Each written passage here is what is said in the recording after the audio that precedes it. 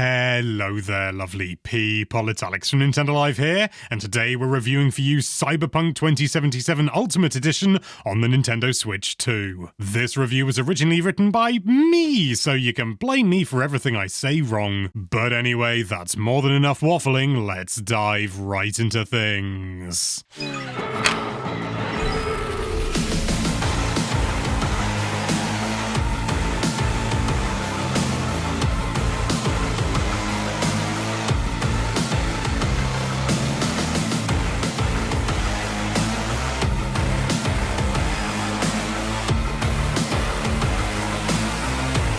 It's more often than not these days that a game released in an underwhelming state is left abandoned in a pool of its own minor updates. On occasion, though, we have a redemption arc like that belonging to 2020's Cyberpunk 2077. Originally released in a state that was barely functional and riddled with more bugs than an anteater's digestive tract, it's safe to say that CD Projekt Red has not only redeemed its reputation, but the game is now celebrated as one of the strongest RPGs of the decade. Somehow, this Goliath of neon violence is now available on Nintendo Switch 2, but how does a handheld deal with this Phoenix-like vindicated video game? Well, firstly, this release comes with some swanky new controls. The most immediately impressive is gyro aiming, not a revolutionary idea by any stretch in 2025, but a hugely welcome addition that can really help with fine adjustments during gunplay. CDPR have also added a swathe of different options on how it can be implemented, adjusting sensitivity when the gyro becomes enabled, for example only when you're aiming down sights, and even how much your movements are dampened to avoid twitchy nonsense. Mouse controls are also an option, but they don't feel quite as natural and well realized. The game's frame rate, more on that to come,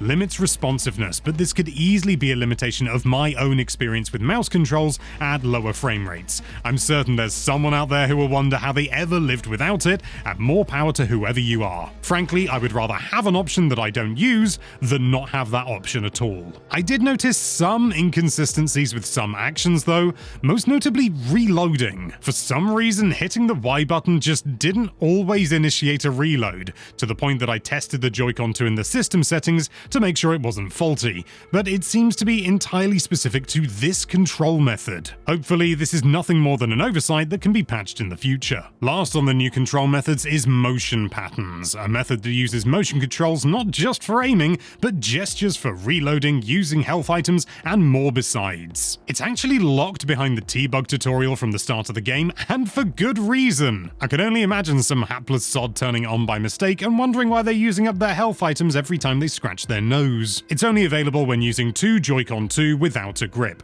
Wii Remote and nunchuck style. It's a fun little distraction for a while, but despite its good reliability and responsiveness, it's not something I felt any desire to enable outside of testing. But onto the game itself. You play as V, and much like most RPGs with a custom character creator, V can be anything you want. Male, female, young, old-ish. It's entirely your call, and the residents of Night City could not care any less about it.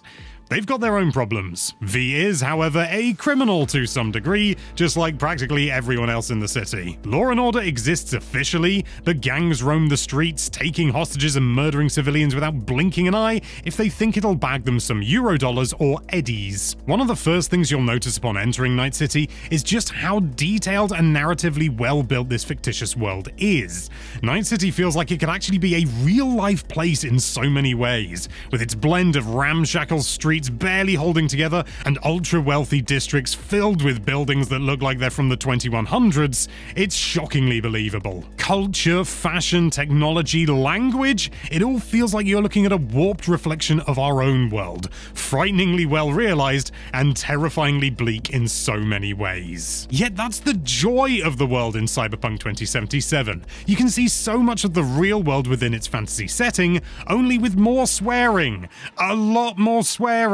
Suffice it to say, Night City and Cyberpunk 2077 as a whole is very much an adult experience. Part of that is the sexual imagery plastered everywhere, the violence, the truly vile language, but more than that, it's the characters, the dialogue, and the raging rapids of emotions you're forced to contend with. You see, V isn't alone. Lodged in their synapses, they also have the personality of a long-dead terrorist and rocker boy, Johnny Silverhand, breathtakingly realized by Keanu Reeves. Silverhand is slowly taking over V's mind and body, but even he's not entirely happy about it. The journey these two are forced to share is one of betrayal, death, impossible choices, and a hell of a lot more besides. It's not an exaggeration to say that the story here might be one of the best you're likely to come across in the medium. What's more impressive is how it presents itself. Just like CDPR's previous efforts in The Witcher 3 Wild Hunt, the line between primary story mission and side mission is furiously blurred. You might accept a mission that sounds basic and almost one-dimensional at first, only to be thrust into an entirely different thread of Night City's ever-changing story. A simple spark of jealousy from a client fearing their relationship isn't as stable as they thought can spiral out of control into a multi-mission omnibus that asks you to define how far someone needs to go before they might no longer be considered human. A light-hearted romp for all the family. I found myself second-guessing what missions were even deemed main story for a while, because the side missions get just as much care and attention poured into them. Chances are you won't even see all of them on your first time through either, as seemingly minor decisions that you make at various points can have a noticeable impact on what characters and missions are available to you as you progress. You'll likely not even realize though. Hell, I've probably missed some massive missions I would have loved just because of some seemingly innocuous dialogue option. It gives the game this great sense of replayability, heightened only further by its other mechanics. You'll be doing a fair bit of fighting in Night City and its outskirts, and so you need to decide how you plan to go about staying alive. You can focus on melee weapons, gunplay, or net running,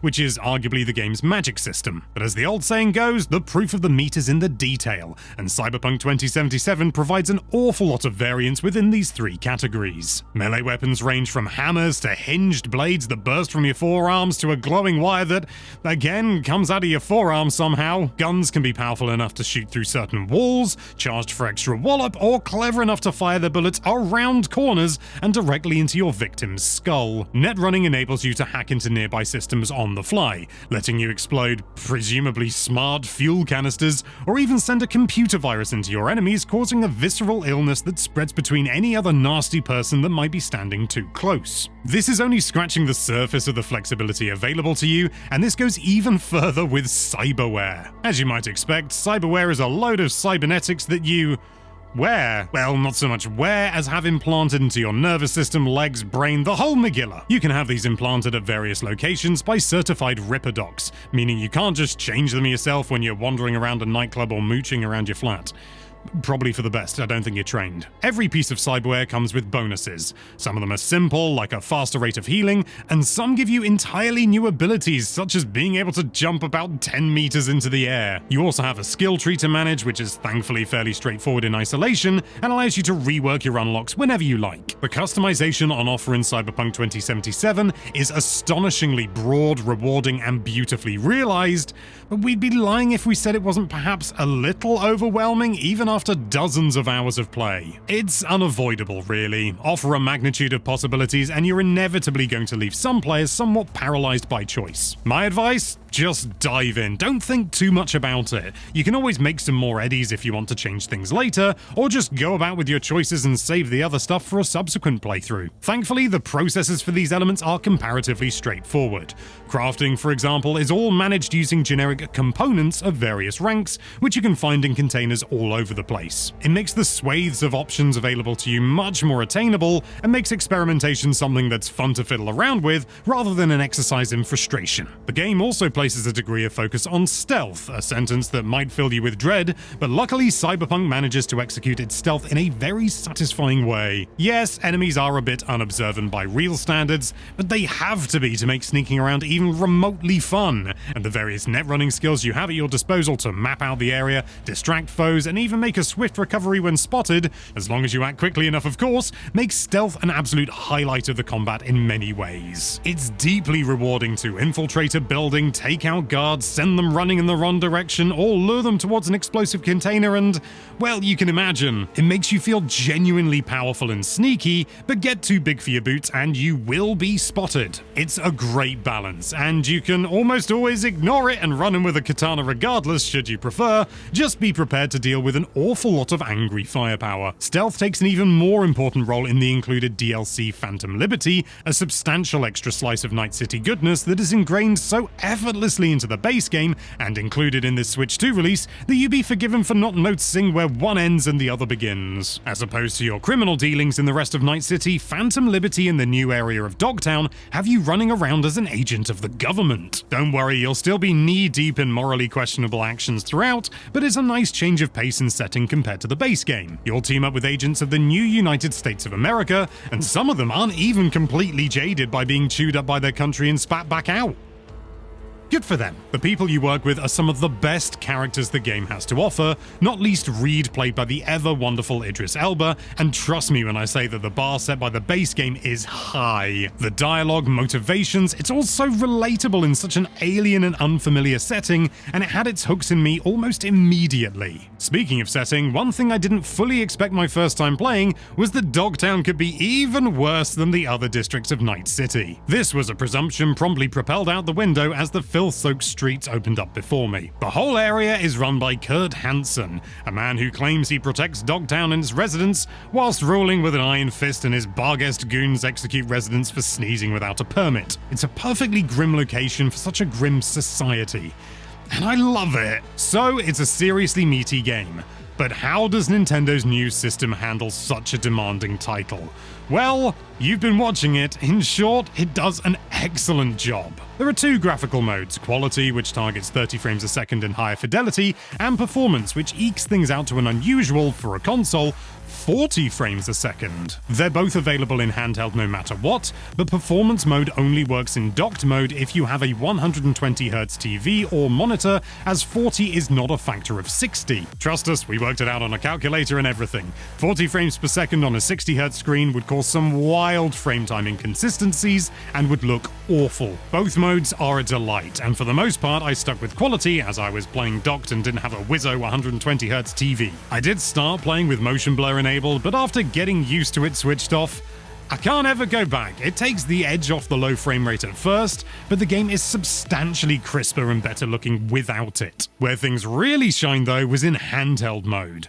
When docked, I could forget that I was playing on a portable device, but holding the game in my hands, looking as good as it does, and at 40 frames a second on the Switch 2's excellent VRR display, was something utterly magical and bizarre. Couple this with cross progression and you have the ultimate way to play Cyberpunk on the go, even if you're not new to the game. There are moments when the game stutters, mainly loading new areas when driving about, and a few little hitches in various areas of Dogtown, but overall, the performance genuinely delighted me. I did notice a few graphical anomalies where the geometry seemed to go bananas, again mostly in Dogtown, but it never really impacted my time more than, oh, that's odd, can I make it happen again? Truly, this is the poster child of what ports can look like on Switch 2. Cyberpunk 2077 Ultimate Edition is a remarkable launch day port for Nintendo's new console. Its deep, diverse, and tangible world is fully realized with impressive performance for such a low-powered device. If you're yet to take your first steps into Night City,